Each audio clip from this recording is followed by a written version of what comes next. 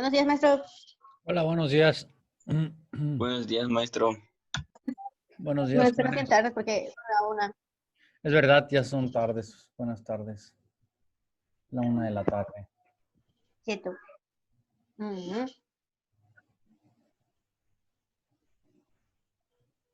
Ya estaba a punto de cantar agradecido con el de arriba, maestro. Porque, Porque no había mandado nada y yo digo, a lo mejor este maestro no va a presentar la clase. no, sí, lo que pasa es que el mismo enlace es el que vamos a estar ocupando siempre. Mm. Ah, bueno. Sí, ese es el enlace definido para la clase. Ya saben, cuando dé la 1, Este es el enlace que vamos a usar. exactamente es el enlace que vamos a estar utilizando. Sí. Ah, Los, bueno. los otros grupos ya lo habían captado, ustedes no, por eso se los volví a mandar. Dije, lo más seguro es que no les expliqué que este va a ser el enlace que vamos a estar utilizando. Y llegué a la No, conclusión, y maestro, agarré y no, me no puse a nos ver, dijo no nada. es que me puse a ver el horario y dije, es que la primera clase de la semana que tenía con ellos era el día de ayer. Y ayer no hubo clases. Ayer estaban todavía comiendo pozole.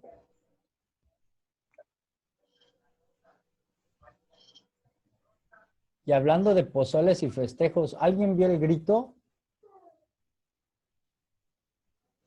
Yo, sí. Me Ok. quedé despierta hasta las 12, más o menos. Además de Karen, ¿alguien más vio el grito?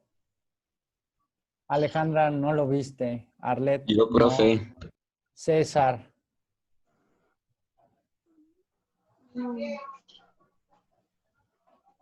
Les recuerdo a los que están iniciando que hay que encender su camarita.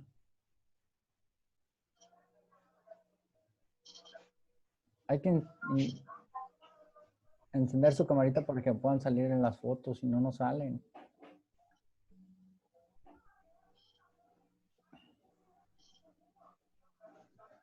Maestro, ¿y si vio el video que le mandé? Sí, sí lo vi. No me agradó mucho, ¿Y qué ¿eh? le parece? Ah, ¿no le agradó? No. ¿Y por qué, maestro? Luego te lo comento porque si no se me va a ver la clase aquí argumentando. Ok. Para los que vieron el grito, ¿alguien escuchó Viva Agustín de Iturbide? No, ¿Alguien escuchó que dijeran Viva no. Francisco Javier Mina? No. No. No. Pero sí Yo dijeron, escuché que a Mauricio Vila gritó que vivan los enfermeros. sí, era lo que te iba a decir, viva los enfermeros, viva, bueno, está bien que podamos enaltecer la loable labor que han estado realizando en esta parte de la pandemia, pero a mi gusto mencionarlos dentro del grito de independencia se me hace fuera de lugar.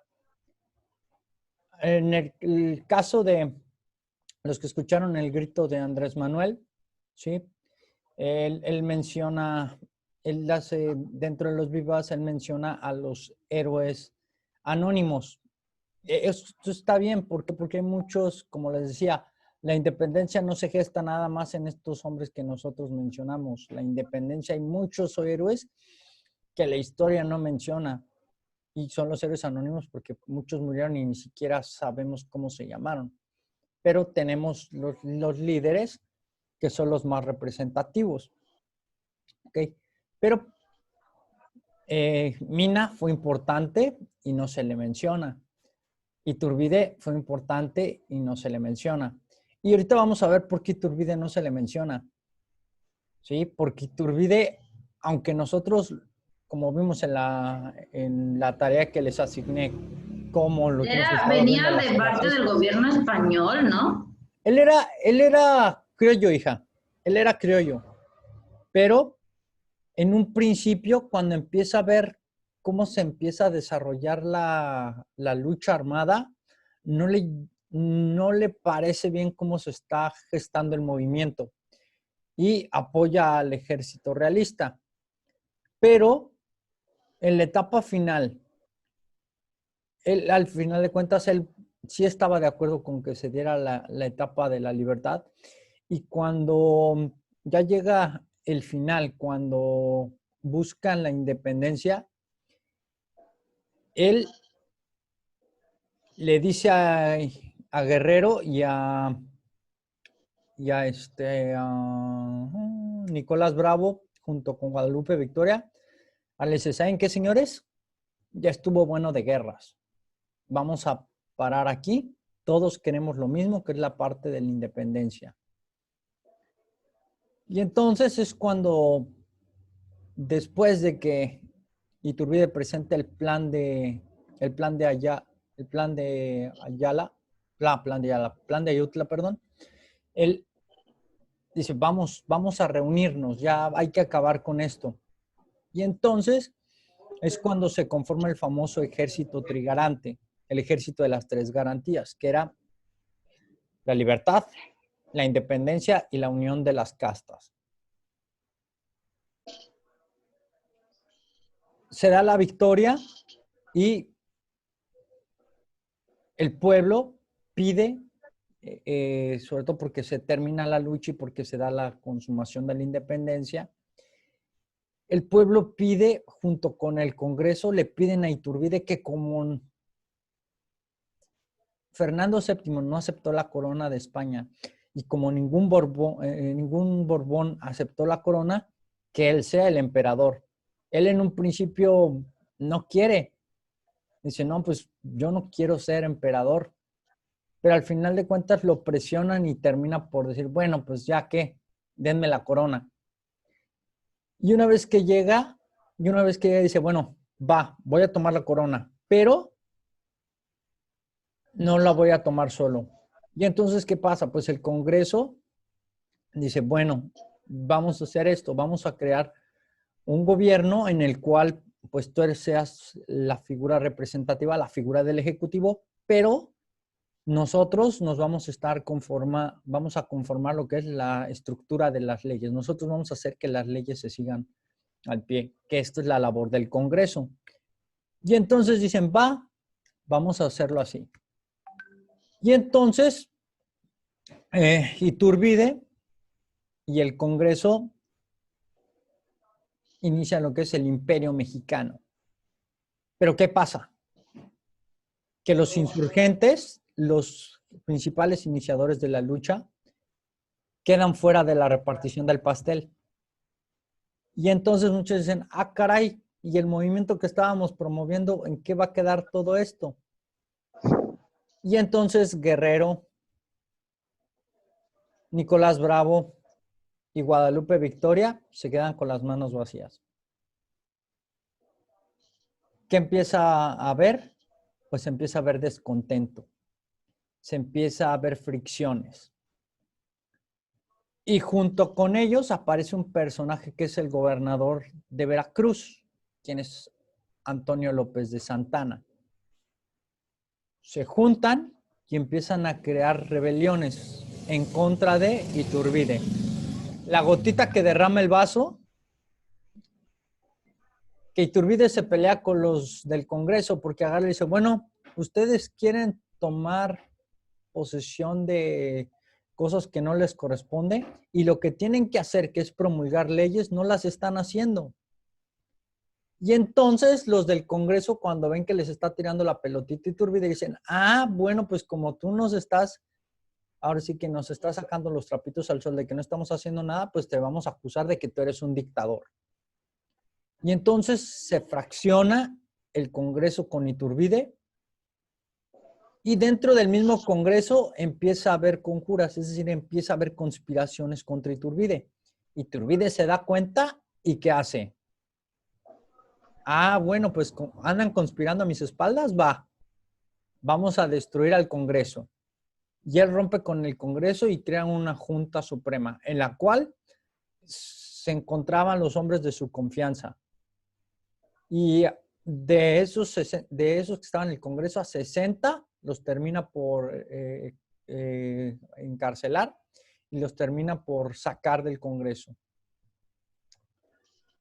Estos obviamente se van a añadir a los planes de Guerrero, de Santana y de Guadalupe Victoria. Se juntan y crean el plan de Casamata. El plan de Casamata con el cual desconocen el gobierno de Iturbide y le dicen, o te vas por las buenas o te vas por las malas. Iturbide empieza a ver que las cosas se empiezan a salir de las manos y antes de que las cosas se empeoren, él decide reorganizar al Congreso y una vez que reorganiza el Congreso, él abdica al trono, es decir, que deja el trono de México y se va a Europa. Y una vez que se va a Europa, lejos de México, ¿qué hace el Congreso? El Congreso lo termina poniendo mal, diciendo que el puesto que había ocupado Iturbide que había sido de forma ilegal y lo nombra enemigo público de la patria. Lo considera un traidor a la patria y ordena que en caso de que Iturbide regrese, tiene que ser ejecutado inmediatamente. Pasan los años y a finales de los 20, España intenta reconquistar México. ¿Y quién creen que es el primero que salta para defender a la patria? Agustín de Iturbide. Él estando en España, al darse cuenta que los españoles querían volver a conquistar el territorio, él se arma de valor, llega con su flotilla a Veracruz y allí en Veracruz es detenido. De buenas a primeras es detenido y días después es fusilado, sin haberle hecho ningún tipo de juicio, sin derecho a ningún abogado. ¿Por qué? Porque estaba estipulado que apenas llegara Iturbide a México, tenía que ser fusilado. Y así fue. Entonces, muere Iturbide, y ahora sí, empieza a haber una lucha de poderes entre dos corrientes, los federalistas y los centralistas. Pero antes de llegar a eso, les tengo preparado un video para que veamos un poquito más de quién fue Agustín de Iturbide.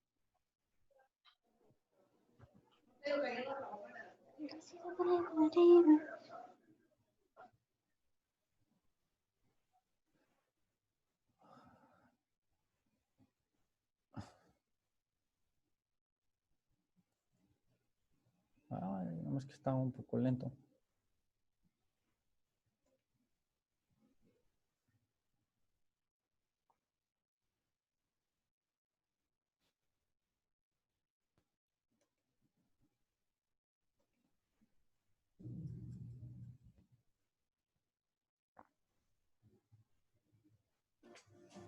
If you manage a team, you have to try Monday.com. Monday.com is a platform to track everything your team is working on. We use it for all our projects. Maestro, va a compartir pantalla. Sí, ahí voy. Lo que pasa es que estaba medio lento. Because it's totally customizable, and that's something I couldn't find in any other management tool.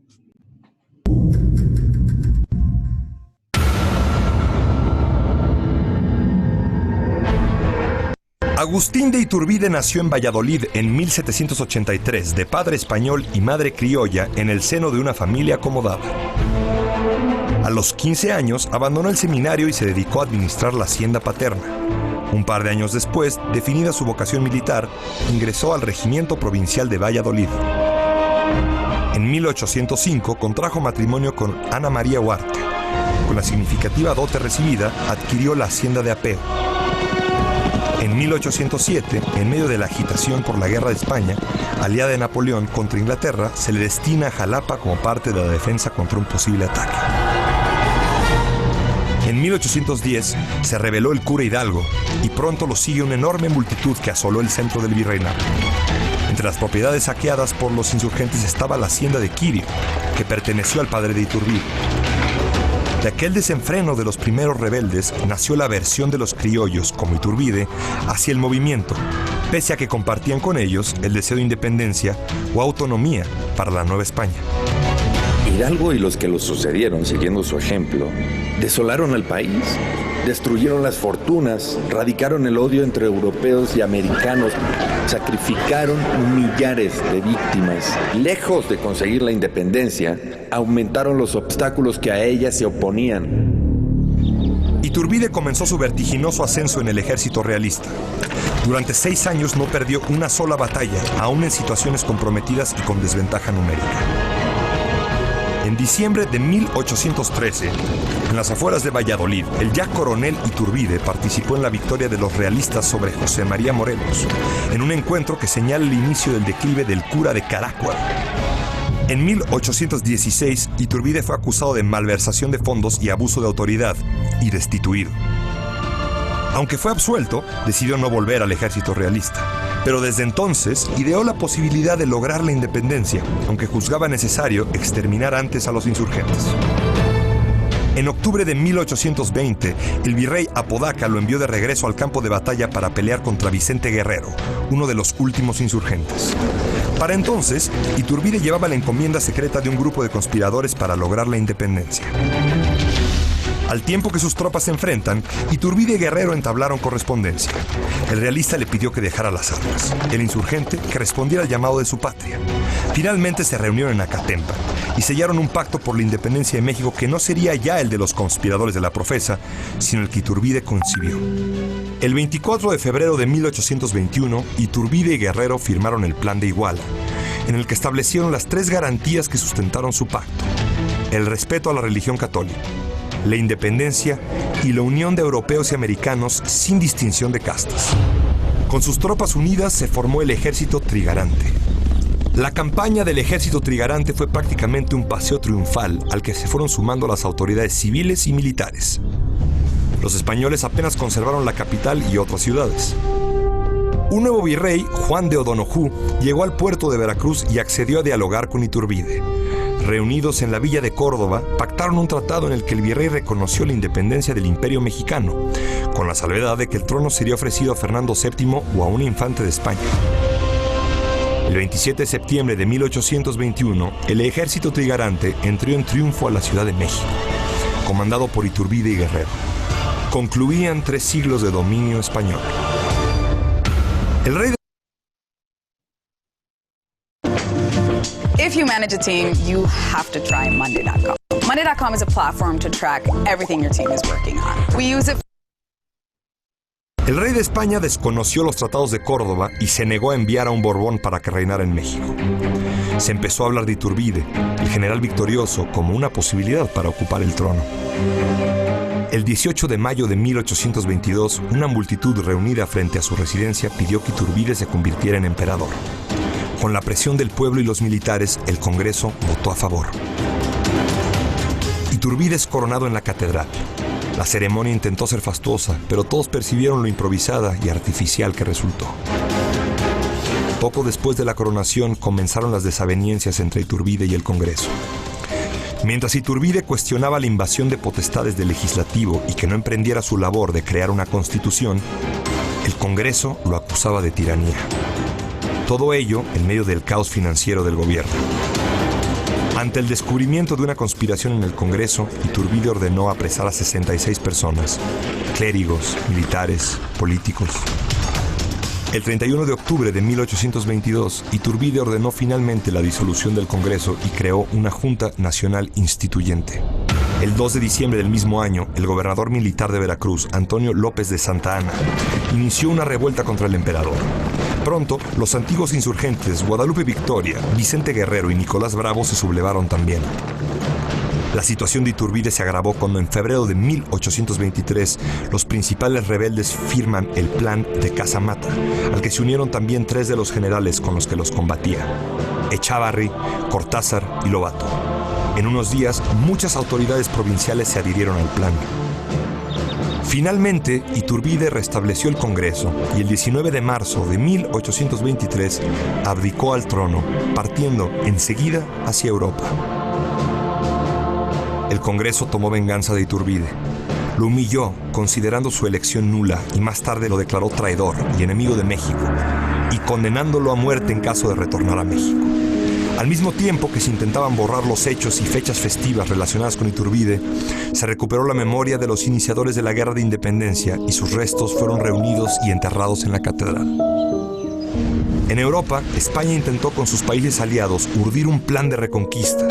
Convencido de que el ataque español ocurriría en un momento u otro, lo que sucedió en efecto en 1829, Iturbide decidió regresar a México y ofrecer su ayuda en caso de guerra.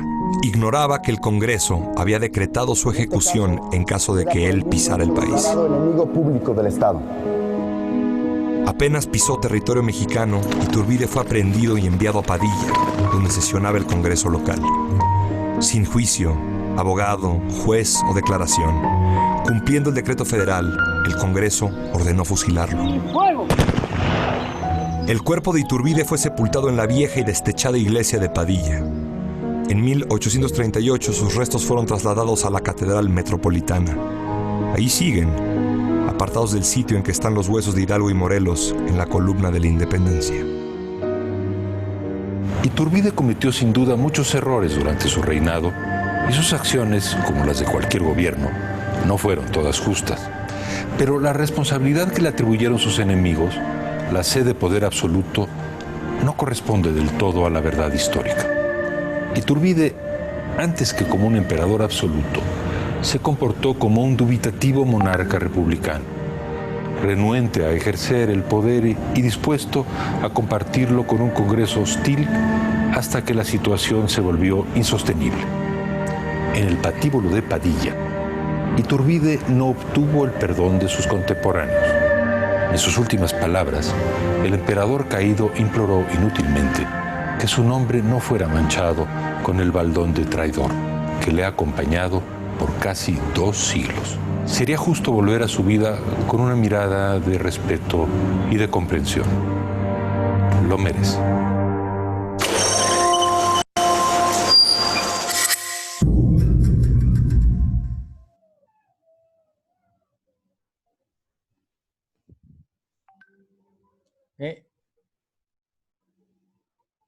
Entonces, aquí tenemos la figura del primer emperador de México. Para muchos, ha habido 2 grandes líderes que ha tenido nuestro país. Uno, Maximiliano de Habsburgo, y el otro, Agustín de Iturbide. Ya después, como presidentes, nadie le quita el lugar que tuvo Porfirio Díaz como el mejor presidente que ha tenido México en la historia. Después, Carlos Salinas de Gortari, y bueno, de ahí nos seguiríamos con otros. ¿Por qué? Porque aunque muchos de los presidentes que hemos tenido han tenido sus cosas malas, tanto Díaz como Salinas van a traer progreso y un cambio para el país, para bien. Y en cuanto a estructuras, en cuanto a organización y sobre todo esta parte de amor a México, Iturbide y Maximiliano, nadie les quita el lugar. Ahora, revisábamos qué pasaba con este México después de que terminaba el imperio de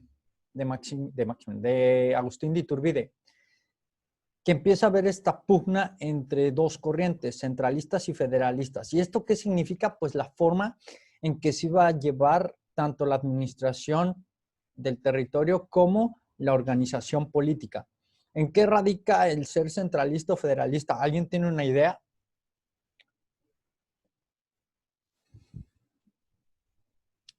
A ver, Roxana.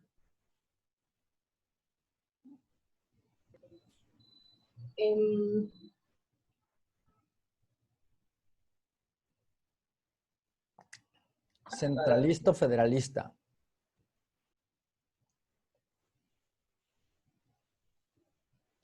¿Centralista? Ajá.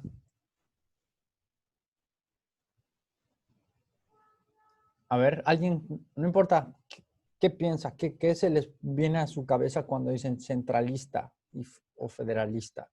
Maestro, Dime, Karen. podría decirse que, bueno, en mi opinión, el centralista sería como el Congreso, así como se dice, el centro de justicia de todo eso. Sería como una especie de centralista, más que los federalistas serían como los policías federales y locales que algo así es lo que yo entiendo.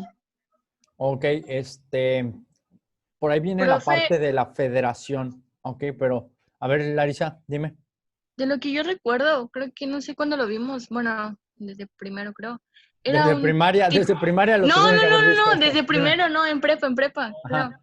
Esto de, era como un tipo de gobierno, ¿no? Eran tipos de gobiernos. Sí, eran tipos de gobiernos, pero ¿en qué radicaba el ser centralista o federalista? Bueno, es que recuerdo, no sé cuál de los dos, uno defendía mucho la soberanía, ¿no? Algo así.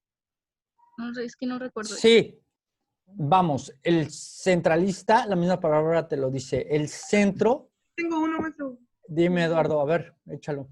Si no me equivoco, los centralistas eran los que querían tener 4 poderes legislativos. A ver, ¿cómo estuvo? Los centralistas eran los que querían tener dentro del país 4 poderes legislativos. Ajá. Y los federalistas eran los que querían ¿cómo lo puedo decir? Como que un gobierno conformado por 3 poderes. Ok. Te voy a decir cuál es la diferencia entre centralista y federalista. El centralista lo que buscaba era que el poder, el dominio, recayera solamente en la capital. Es decir, que desde la capital, en ese entonces México, ¿sí?, se designara quiénes iban a ser las cabecillas de los 19 estados que conformaban el territorio. ¿Ok? Mientras los federalistas lo que buscaban era que cada estado fuera independiente. ¿Ok? Y no solo en la parte de la elección de sus gobernantes, sino también en la parte de la administración de sus recursos.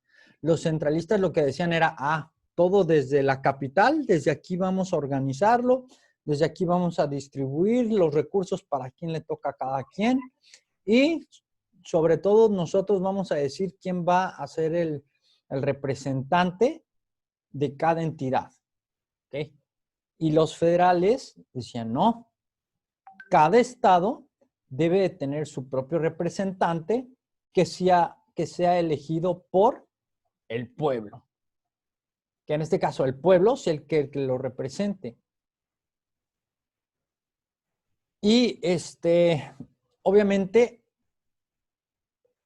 cada estado iba a administrar sus propios recursos. Pero aquí hay algo interesante.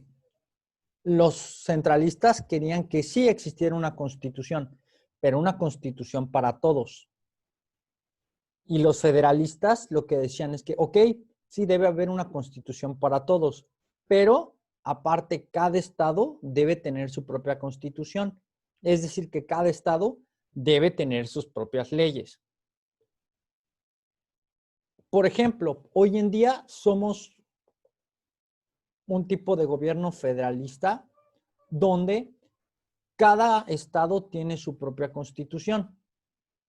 No sé si ustedes escucharon o se enteraron que aquí en el estado hay una pugna por aceptar los derechos y las condiciones por igual de la comunidad LGBT, ¿sí?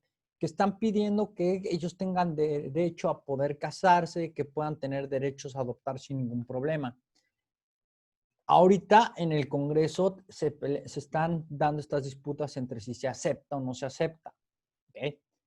Aquí en el estado de Yucatán, hasta el día de hoy, no está permitido. Sin embargo, hay otras entidades dentro de la República Mexicana que está estipulado entre sus leyes que sí puedan casarse, que sí puedan formar familias sin ningún problema. Uno de ellos es la Ciudad de México. Y entonces, Amelie, si aquí en Yucatán no los dejan casarse, ¿qué crees que hacen? Se irían a un lugar donde está permitido, ¿no? Exactamente. Se van a un lugar donde la constitución de ese estado sí les permita casarse. Y entonces ahí se casan y ya amparados legalmente por la constitución de ese estado, se les da validez a su matrimonio. ¿Sí?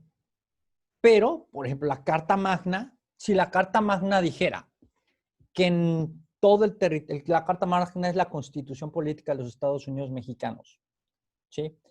Si la Constitución Política nos dice, ¿saben qué? En tal artículo dice que todas las personas, sin importar tipo de sexo, puede formar su familia. Así Yucatán diga que no se puede, la Constitución Federal lo dice y es para todos. Pero como todavía no está aceptado en general, cada estado pone sus propias reglas. Y este es un ejemplo. Hay muchas leyes que se pueden aplicar en distintos estados que no aplican por igual. ¿Ok? Entonces, aquí la importancia de hacer la separación entre un gobierno de tipo centralista y un gobierno de tipo federalista. ¿Ok? Entonces, esta lucha que va a haber entre centralistas y federalistas se va a hacer larga, se va a hacer larga. Vamos a hablar de más de 30 años entre la lucha entre centralistas y federalistas para darle paso siguiente a la pelea entre conservadores y liberales. Pero bueno, eso es otra cosa. Les voy a dejar un documento para que lo leamos todos en conjunto.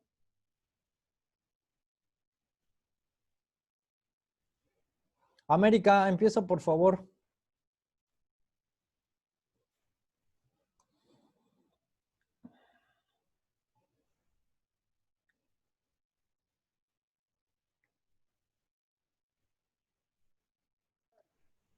A partir de 1821, el nuevo Estado mexicano,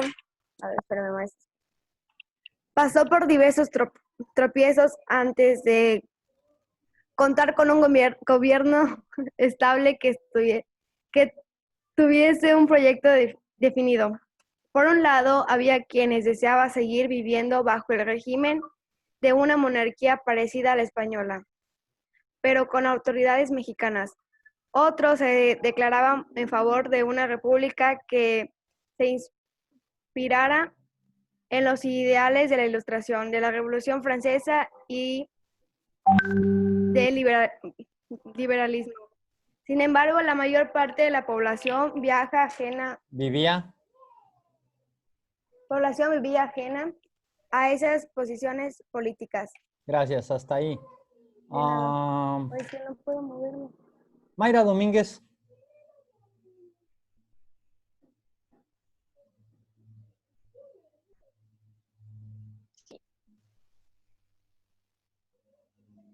Poco después de firmarse el Acta de Independencia del Imperio Mexicano, el poder ejecutivo recayó de forma provisional en una regencia formada por 5 personas, entre ellas el último virrey enviado por España, Juan de O'Donoghue, y Agustín de Iturbide, a quien se designó presidente de la misma. En esta institución de gobierno no fueron incluidos los antiguos insurgentes, lo que ocasionó desavenencias y resentimientos. Bien, gracias, hasta ahí.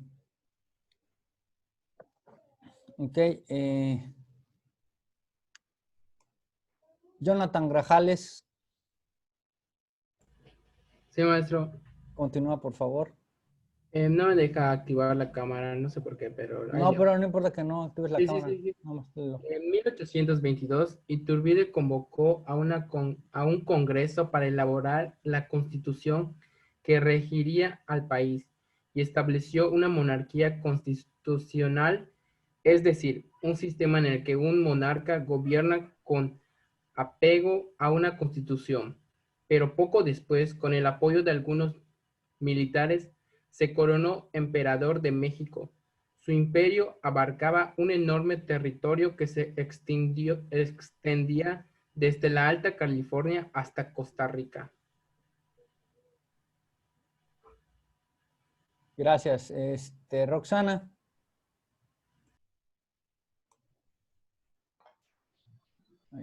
Sí. El primer párrafo.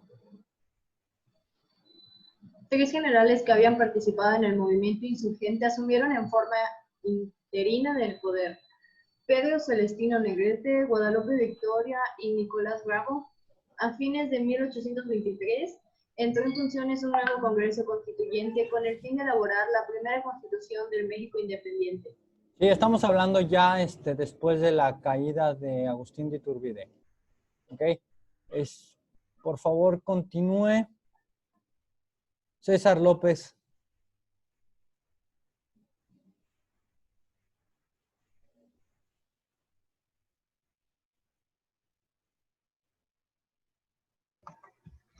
¿Me habló, profe? Aquí, en el segundo párrafo. Ah, ok. En este Congreso, los diputados federalistas y centralistas discutieron sus proyectos. Los primeros proponían que la República fuese de carácter federal, o sea que los estados, además de apegarse a una constitución general, tuvieran autonomía para elegir a sus gobernadores y elaborar sus leyes. Ok, Por su parte, hasta ahí, para que participen más. Betsaida. Por su parte, los centralistas pugnaban por establecer una república en la cual el territorio se dividiría políticamente en departamentos rígidos por una constitución general única y todas las decisiones serían tomadas por el gobierno central, el cual nombraría a las autoridades de cada departamento. Gracias. Carla Esquivel.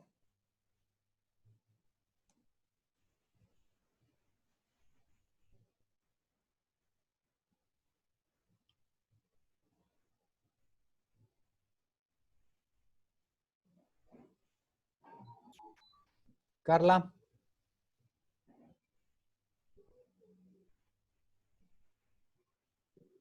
Creo que falla su audio, maestro. Ok, gracias. Dafne Fuentes. El primer párrafo, maestro. Aquí donde dice al final. Al- Los federalistas. Sí, los federalistas Ok. incluidos. Los federalistas, influidos por la corriente del liberalismo económico, pretendían al otorgar autonomía a los estados, favorecer un intercambio comercial libre y fluido a nivel nacional y con el exterior, mientras que los centralistas querían ejercer un control rígido sobre todo el territorio nacional para regular las transacciones económicas que se dirigen a nivel regional y con otras naciones. Gracias. Montserrat. Al final, el Congreso se pronunció por el federalismo y el 4 de octubre de 1824 se promulgó la primera Constitución Federal de México, inspirada en la Carta de Magna de los Estados Unidos de América de 1787, en la Constitución de Cádiz de 1812 y en la Constitución de Apatzingán en 1814. Gracias. Larisa.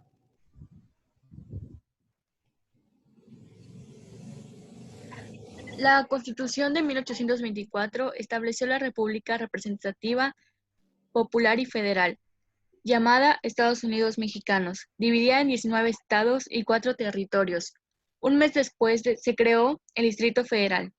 Puso énfasis en que la única religión tolerada sería la católica, en autonomía de los Estados Unidos y en la división de poderes en legislativo. La autonomía de los estados.